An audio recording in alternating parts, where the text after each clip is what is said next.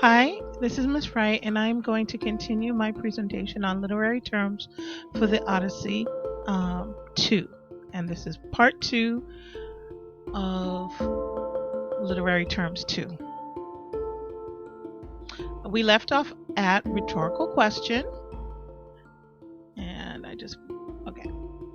So it does not require an answer. It is posed to make the listener think. So this person is saying, "Where does my money go?" She's asking the question to herself. She's not requiring an answer. So a rhetorical question is one that's put out there to make someone think or to make you think, make the speaker think, but it does not necessarily require um, any answer, or sometimes the answer is quite obvious. Symbolism: when a person, place, thing, or idea has meaning in itself and still greater meaning. So we know that the heart is a symbol of love, and so it's not just a cutout. It has more meaning than itself. And it means love. It can mean devotion, and it can mean that you want to spend the rest of your life with someone. So any symbol has the original meaning, but then it takes on a greater meaning beyond the original meaning. Theme is the main idea of a literary work, and a complicated book can have multiple themes. So we've been reading coming of age novels, and some of the themes in coming of age novels, um, it's not just one thing. It can be a variety of things, especially if the author is exploring not only the primary topic, but is also exploring subtopics or subplots. So you can have a theme that relates to each of those plots, like the difficulty of finding your way in the world, or even recognizing your own identity and your own self-worth. Can each be themes, but you can have other themes in addition to that in a literary work. Xenia, Xenia, guest host relationship. In ancient Greece, hosts were expected to treat guests of all kinds with honor and dignity.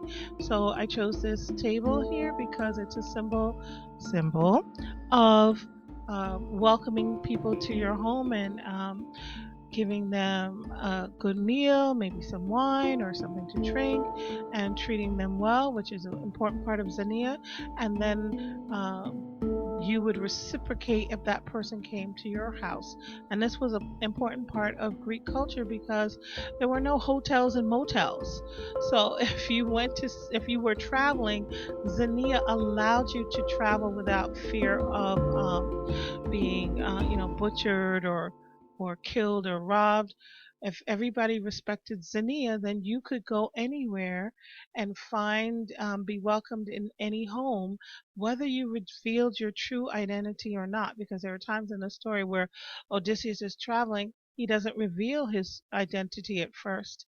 And the people, if they are true Greeks, because they welcome him anyway, feed him anyway, make him comfortable anyway. And that's a sign of their civility, of the fact that they are living up to the Greek ideal. Narrative leap is a flash forward, a jump ahead of time in time. So our story is not completely chronological, and when the story opens, we have jumped ahead in time 10 years since the Trojan War. So there's this big giant gap of 10 years, and we don't know what has happened. Then Odysseus is going to flash back and tell King Alcinous all of his adventures. And even within the telling of those adventures, there are narrative leaps because he's on one island for a year and he's on another island for 7 years, but we don't have every detail of what happened during those 7 years. So there is a certain amount of leaping forward even within the flashback. Okay, next one. Parallel plot.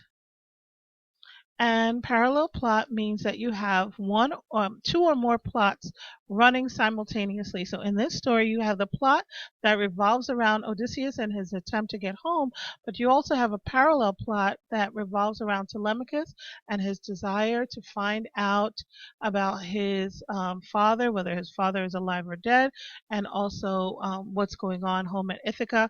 Those two plots are going to kind of run side by side, and then they're going to come together as Odysseus is able to return back to Ithaca. And both men, the young man and the older man, are going to be transformed from their experience.